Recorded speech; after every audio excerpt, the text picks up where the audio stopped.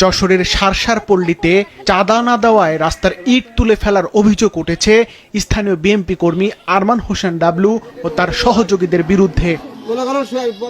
স্থানীয়রা জানান, উলাশী ৩ নং ওয়ার্ড বিএনপি সভাপতি জবাব বিশ্বাস ও তার ভাই বিএনপি কর্মী আরমান হোসেন ডাবলু প্রথমে কাজে বাধা সৃষ্টি করে। এক পর্যায়ে ঠিকাদারের কাছে মোটা অঙ্কের চাঁদা দাবি করেন তারা। চাঁদা না পেয়ে সম্প্রতি নবনির্মিত এই সড়কের উন্নয়ন কাজ বন্ধ করে ইট তুলে ফেলার ঘটনা ঘটেছে। কন্ট্রাক্টর কোন সময় এসে রাস্তা করি সে চলে গেছে, এবার কারা রাস্তা চলে গেছে হয়ে গেছে। হয়ে যাওয়ার পর আমরা যখনই কাজ যাচ্ছি সকালে, যখন দেখছি রাস্তার ইট তোলা।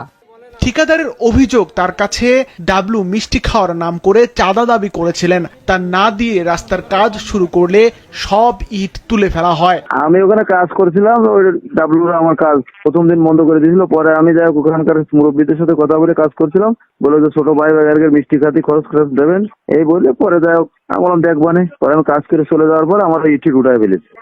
তবে অভিযুক্তদের দাবি, সড়কটি নির্মাণ হলে আওয়ামী লীগ সমর্থিতদের বাড়িতে যাতায়াত সহজ হবে।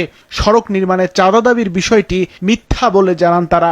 রাজনৈতিক ভাবে ভাইরে মনে করেন ফাঁসানো হচ্ছে। ভাই একটা ফ্যাক্ট, উনি 3 গ্রামের দায়িত্ব আছে। এখন অনেকে চাচ্ছে যে ওরে ন্যাং মেরে মনে করেন এই দায়িত্ব আমি পালন করব, ঠিক আছে।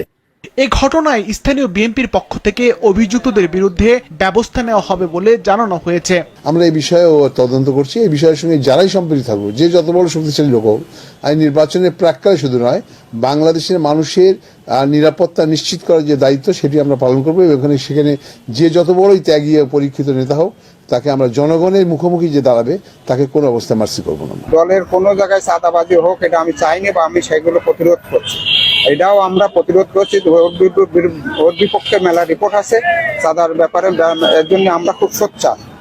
দল ভাঙিয়ে কেউ যাতে চাঁদা না নিতে পারে আমরা সচেষ্ট আছি। অভিযুক্ত ব্যক্তিকে আটকের জন্য পুলিশের অভিযান অব্যাহত রয়েছে বলে জানালেন সারসা উপজেলা নির্বাহী কর্মকর্তা। পুলিশ তাকে খুঁজতেছে, কিন্তু আমি যতদূর শুনছি যে সে নাকি অস্ত্র নিয়ে মুভ করতেছে। কালকে আরেকবার আমি ওসি সাহেবের সাথে কথা বলবো। এ ঘটনার পর থেকে গা ঢাকা দিয়েছেন অভিযুক্ত ব্যক্তিরা।